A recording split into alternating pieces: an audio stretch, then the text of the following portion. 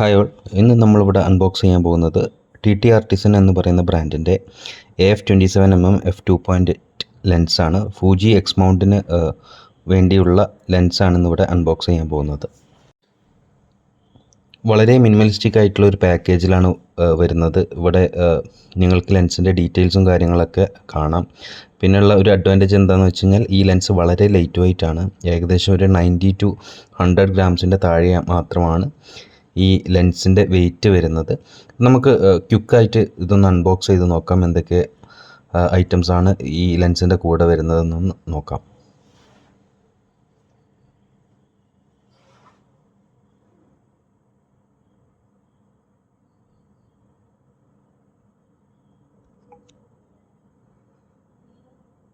Okay, നിങ്ങൾക്ക് കാണാം ഒരു ക്വിക്ക് സ്റ്റാർട്ട്, ഒരു ലെൻസിൻ്റെ ഇൻഫർമേഷനൊക്കെ അടങ്ങിയിട്ടുള്ള ഒരു ഗൈഡ് ഉണ്ട്.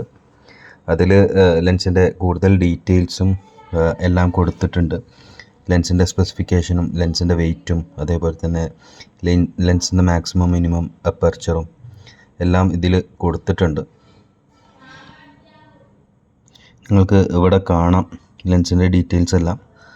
പിന്നെ അതിൻ്റെ കൂടെ തന്നെ TT ആർട്ടിസൻ്റെ അവരുടെ ബ്രാൻഡിനെ കുറിച്ചുള്ള ഒരു ചെറിയ ബുക്ക്ലെറ്റും ഇതിൻ്റെ കൂടെ തന്നെ കൊടുത്തിട്ടുണ്ട്.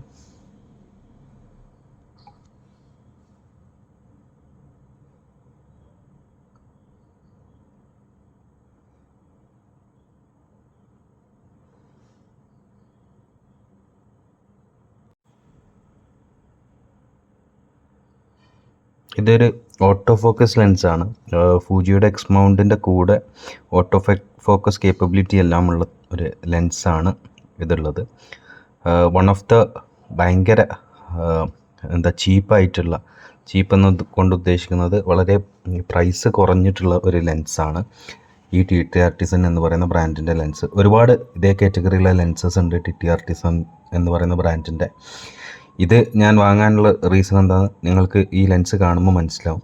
വളരെ ലൈറ്റ് വെയ്റ്റ് ആയിട്ടുള്ള, അതേപോലെ തന്നെ വളരെ സ്മോൾ ആയിട്ടുള്ള സൈസുള്ള ഒരു ലെൻസാണ്. ലെൻസിന് കൂടെ ഒരു ലെൻസ് ക്യാപ്പ് വരുന്നുണ്ട്. പിന്നെ അതേപോലെ തന്നെ ലെൻസിൻ്റെ ബേസിൽ തന്നെയാണ് USB-C കൊടുത്തിട്ടുള്ളത്. ഇത് ലെൻസിൻ്റെ ഫേംവെയർ അപ്ഗ്രേഡ് ചെയ്യാനൊക്കെ വേണ്ടിയിട്ടാണ് ഈ പറയുന്ന USB പോർട്ട് കൊടുത്തിട്ടുള്ളത്. ഇത് വളരെ യൂസ്ഫുൾ ആയിട്ടുള്ള ഒരു സെറ്റപ്പാണ്. കാരണം വേറെ ഒരു അഡാപ്റ്ററോ മൗണ്ടോ ഒന്നും തന്നെ ആവശ്യമില്ല, ഇത് അപ്ഗ്രേഡ് ചെയ്യാൻ വേണ്ടി ആവശ്യമില്ല. പിന്നെ നിങ്ങൾക്ക് കാണാം വളരെ സ്മോൾ കോമ്പാക്റ്റ് ആയിട്ടുള്ള സൈസാണ്. പിന്നെ ലെൻസിൻ്റെ കൂടെ തന്നെ ഒരു ചെറിയ ഹുഡും ബ്രാൻഡ് നൽകുന്നുണ്ട്. ബ്രാൻഡിൻ്റെ കൺസ്ട്രക്ഷൻ, ഈ ഒരു ലെൻസിൻ്റെ കൺസ്ട്രക്ഷൻ എല്ലാം തന്നെ മെറ്റൽ കൺസ്ട്രക്ഷനാണ്. ഇപ്പം നിങ്ങൾക്ക് കാണാം, ഇതൊരു മെറ്റൽ കൺസ്ട്രക്ഷനാണ് ഈ ബോഡിയിൽ കാണുന്നതെല്ലാം. പിന്നെ അതേപോലെ തന്നെ ഈവൻ ലെൻസ് ഹുഡും ഒരു വളരെ ചെറിയ മെറ്റൽ ലെൻസ് ഹുഡാണ്. പിന്നെ ഈ ഒരു ലെൻസിൻ്റെ പ്രത്യേകത എന്ന് വെച്ച് കഴിഞ്ഞാൽ ഇതിൻ്റെ കൂടെ തന്നെ അപ്പർച്ചർ റിങ് ഉണ്ട്. അങ്ങനെ ഈ ഒരു പ്രൈസ് റേഞ്ചിലുള്ള ലെൻസിനൊന്നും സാധാരണ നമ്മൾ ഒരു മാനുവൽ അപ്പർച്ചർ റിങ് കാണാറില്ല. ഫൂജി ഫിലിമിൻ്റെ ക്യാമറയുടെ കൂടെ അപ്പർച്ചർ റിങ്ങും കൂടെ ഉണ്ടെന്നുണ്ടെങ്കിൽ യൂസ് ചെയ്യാൻ വളരെ വളരെ ഈസിയാണ് ഈ ഒരു അപ്പർച്ചർ റിങ് കൊടുത്തത്. ഇനി ഞാൻ എന്തുകൊണ്ടാണ് ഈ പാൻ കേക്ക് ലെൻസ് വാങ്ങിയെന്ന് കാണിച്ചു തരാം. എൻ്റെ കറൻറ്റ് സെറ്റപ്പ് ഇതാണ്. ഫൂജിയുടെ XM5 എന്ന് പറയുന്ന ന്യൂ ആയിട്ടുള്ള മിറർലെസ് ക്യാമറയാണ്. വളരെ ലൈറ്റ് വെയ്റ്റ് ആയിട്ടുള്ള, ഏകദേശം ഒരു 400 ഗ്രാമിൻ്റെ താഴെ മാത്രം ഉള്ള സൈസുള്ള, വളരെ വളരെ ചെറിയ സൈസുള്ളൊരു ബോഡിയാണ് എൻ്റെ കയ്യിലുള്ളത്. അപ്പോൾ അതിനോട് ഏറ്റവും അനുയോജ്യമാകുന്ന രൂപത്തിലുള്ള ഒരു ചെറിയ പോക്കറ്റബിളായിട്ട്, അല്ലെങ്കിൽ മേ ബി എൻ്റെ ബാഗിലൊക്കെ കൊണ്ടു നടക്കാൻ വേണ്ടിയിട്ടാണ് ഞാൻ ഈ TT ആർട്ടിസൺ എന്ന് പറയുന്ന ഈ ബ്രാൻഡിൻ്റെ പാൻ കേക്ക് ലെൻസ് വാങ്ങാനുള്ള കാരണം. ഫൂജിയുടെ XF എന്ന് പറയുന്നൊരു മോഡലും ഉണ്ട്. എന്നാലും അതിനേക്കാളും ഒരു പ്രൈസിൽ ഒരുപാട് വ്യത്യാസമുണ്ട്. അതിന് ഏകദേശം ഒരു 33,000 റുപ്പീസോളം വരും. ഇതിന് ഒരു 13,000 അടുത്ത് മാത്രമേ വരുള്ളൂ.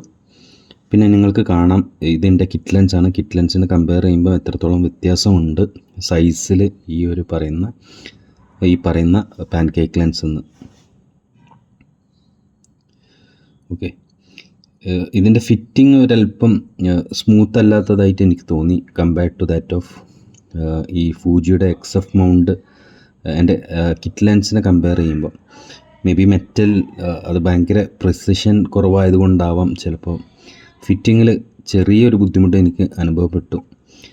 ലൈക്ക് കുറച്ച് ഭയങ്കര ടൈറ്റായിട്ടാണ് എനിക്ക് അനുഭവപ്പെട്ടത്. ബട്ട് നിങ്ങൾക്ക് കാണാം ഇപ്പം ഒരു എത്രത്തോളം കോമ്പാക്റ്റാണ് എൻ്റെ സെറ്റപ്പ് എന്നുള്ളത്. വളരെ പോക്കറ്റബിൾ എന്ന് തന്നെ വേണമെന്നുണ്ടെങ്കിൽ പറയാം. അത്രയും സ്മോൾ സെറ്റപ്പാണ് നിങ്ങൾക്ക് കാണുന്നത്.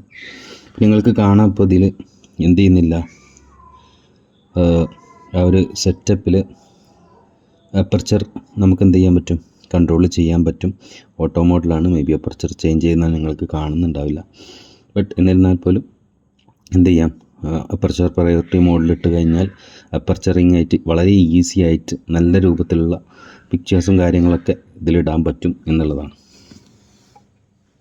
അപ്പോൾ ഈ ലെൻസിൻ്റെ കൂടുതൽ ഡീറ്റെയിൽഡ് ആയിട്ടുള്ള ഒരു റിവ്യൂവും അതേപോലെ ഫോട്ടോസ് സാമ്പിൾസും ഒക്കെ ആയിട്ട് ഞാൻ അടുത്ത വീഡിയോയിൽ വരാം. Thank you all for watching.